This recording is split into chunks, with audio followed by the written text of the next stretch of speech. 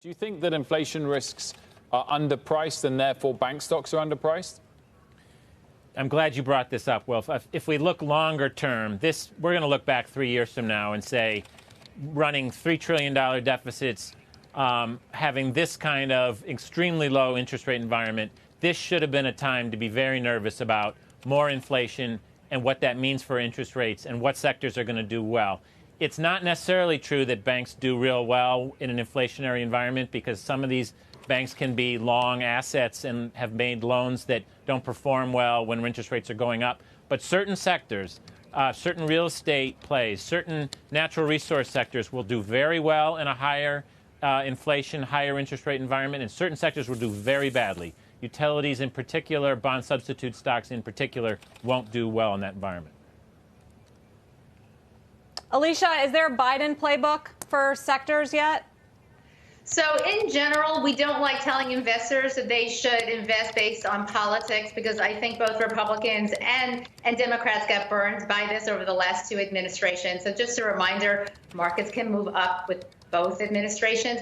But I'll say this, I mean, if Biden is elected, I think the healthcare sector is very strong here, particularly the services, the HMOs and the hospitals, because they act as the intermediaries for all that government money going to the patient.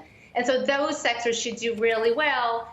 And we think that if Trump remains president, then financial should do okay, energy should do okay. We really see this as sector-based and not necessarily markets overall.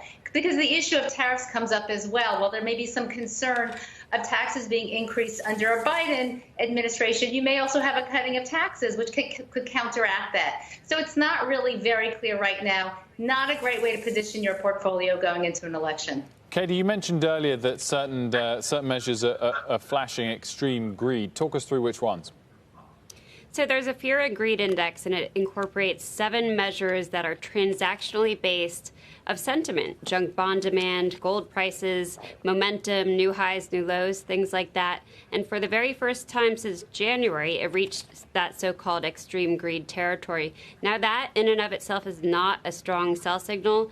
Peaks in that measure do tend to precede pullbacks in the S&P 500, often by a couple or a few weeks. So it's just sort of a warning signal that we should take heed of, given the contrarian nature of sentiment and the fact that this has really been very much a sentiment-driven rally. And with any bad news hitting the tape, whatever it may be, when you come into that news somewhat overextended or overbought, whatever you want to call it, it's more prone to that kind of pullback. So today's skittishness, for whatever you can attribute it to, does reflect that type of tape. So that's something we'll be very, very sensitive to.